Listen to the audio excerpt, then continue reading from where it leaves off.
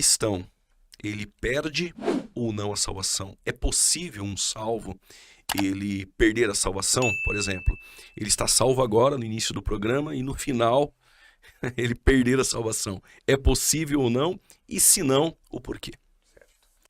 Eu defendo o que é chamado na teologia de preservação dos santos, que é a doutrina de que os crentes, uma vez salvos, são salvos para sempre. Ou seja, o crente não perde a sua salvação, não tem como o status da salvação mudar. Dentro da posição que eu defendo, existem vários textos bíblicos que apontam isso. Alguns textos que são áureos até, alguns textos que são bem claros, eu acredito, a respeito desse assunto. E, acima de tudo, essa posição mostra que a salvação é um presente que não depende de nada que o crente faz. Nós não fizemos nada para obter a salvação e nós não fazemos nada para reter a salvação.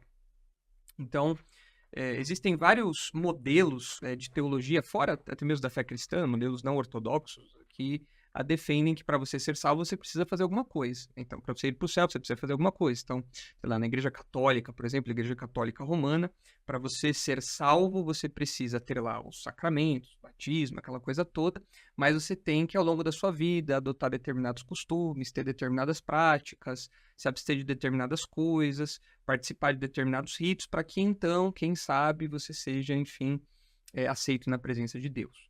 E dentro da ortodoxia, dentro da fé evangélica, da fé protestante, você tem posições variadas até mesmo sobre a questão da perda de salvação.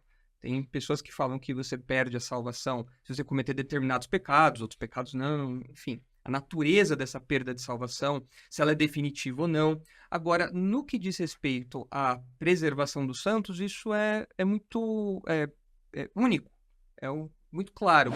O crente, uma vez salvo, ele não perde a sua salvação. E os textos que indicam isso, tanto no Evangelho de João, como na Epístola aos Romanos, Judas fala disso, mostram que o processo que Deus começa na vida do indivíduo, ele conclui com êxito, sem chance de interrupção, por parte do indivíduo ou por parte de qualquer outra força. O diabo não pode fazer com que o crente perca sua salvação, O próprio crente não pode fazer com que esse processo seja parado, né? Por exemplo, em João 10, nós lemos o seguinte, João 10, 27 a 29. As minhas ovelhas ouvem a minha voz, eu as conheço e elas me seguem. Eu lhes dou a vida eterna, jamais perecerão, e ninguém as arrebatará da minha mão. Aquilo que meu Pai me deu é maior do que tudo, e da mão do Pai ninguém pode arrebatar. Então Jesus dá uma segurança dupla aqui para os seus discípulos, para nós, os crentes, de que nós estamos seguros na mão do Pai e nós estamos seguros na mão dele. Então é uma segurança dupla aí que protege o crente, de que é impossível que alguém tire o crente dessa posição, desse status de salvação. O texto de Romanos, capítulo 8, aqui é um trecho grande, eu vou só fazer alguns destaques aqui, Ok. mostra para nós o que é chamado da cadeia da salvação. E nessa cadeia da salvação, nós percebemos várias etapas onde, para o crente, muitas delas já aconteceram, algumas aconteceram até na eternidade passada, algumas no presente, mas outras, ou pelo menos uma que eu quero destacar aqui, vai acontecer apenas no futuro. Só que o modo como Paulo coloca é um modo de certeza. Então ele diz assim, portanto, aos que de antemão conheceu, também os predestinou para serem conformes à imagem de seu filho, a fim de que ele seja o primogênito entre muitos irmãos. E aos que predestinou, estes também chamou. E aos que chamou, estes também justificou. E aos que justificou, a estes também glorificou. Esse verbo no passado pode causar uma certa estranheza para nós, porque nós ainda não somos glorificados. Nosso cabelo ainda cai, nossos corpos ainda falham, a nossa visão vai ficando tudo. Que tipo de glorificação é essa? Mas por que Paulo coloca isso no passado, se é um evento que só vai acontecer no futuro? É porque é um evento tão certo, é uma coisa tão definida e que o crente pode confiar, que é como se já tivesse acontecido. Então, Paulo usa esse recurso para garantir que aqueles crentes, eles poderiam estar seguros de que eles de fato seriam glorificados. Na sequência, o apóstolo Paulo continua: quem nos separará do amor de Cristo? Nem a morte, nem a vida, nem os anjos, nem principados, nem as coisas do presente, nem do porvir, nem poderes, nem altura, nem profundidade. E por que ele enfatiza tanto isso? Porque separar-se do amor de Deus aqui em Romanos é o amor salvífico de Deus, não é aquele amor do Pai pelas suas criaturas, do Pai pela criação. Não, é um amor salvífico ao qual ele se refere aqui. E quem pode nos separar desse amor? Nada, absolutamente nada. Concordando, então, com aquilo que Jesus disse. Existem outros textos que a gente vai mencionar aqui ao longo do programa, né? Mas eu acredito que esses dois têm um bom começo para apresentar essa linha de raciocínio da minha posição, né? De que nós estamos seguros nas mãos de Deus, porque a salvação é uma obra exclusivamente de Deus para conosco, e nada, absolutamente nada, pode interromper esse processo, pode parar esse processo e reverter esse processo. Ok, obrigado, pastor Nicolas.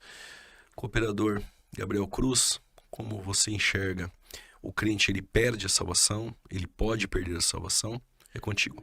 Bom, queridos, eu defendo a posição de que sim, há a possibilidade do crente, do salvo, perder essa salvação. É claro que nós vamos aqui se desligar de qualquer extremismo. Aqueles que pensam que constantemente perdem a salvação, né, por qualquer erro, por qualquer falha, perdeu a sua salvação.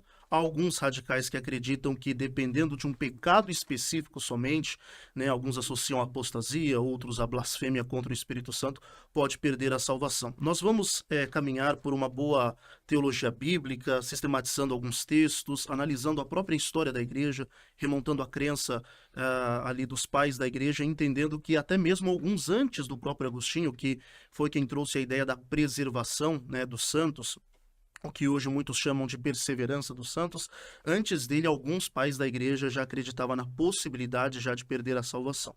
Vamos analisar textos desde o Antigo Testamento e exemplos claros de homens que possivelmente ali recaíram da fé, tais como poderíamos citar aqui o próprio Saul, né? Saul, o próprio Deus dá testemunho de que o seu coração foi mudado, de que foi transformado em um novo homem, e depois nós vemos Saul se apostatando da fé, né? A ponto de consultar até mesmo uma feiticeira ou uma adivinha. Bom, além de inúmeros textos ali do Novo Testamento que há advertências, e acredito que essas advertências não é somente para mostrar a soberania de Deus ou a segurança do crente em Deus, a qual também nós acreditamos em tudo isso. Porém, essas advertências, elas são reais e há uma possibilidade, a realidade do crente sim cair na fé, do crente se apostatar da fé. Vamos analisar textos clássicos bem discutidos, principalmente em Hebreus capítulo de número 6, versículo de número 4, aonde o apóstolo Paulo fala de pessoas que provaram o dom celestial, foram iluminados pela boa palavra, provaram, foram participantes do Espírito Santo e recaíram. Nós vamos analisar todos esses termos, alguns termos também nas epístolas pastorais de Paulo ali em Timóteo, compreendendo que sim, há possibilidade do crente perder a salvação sim. Pastor...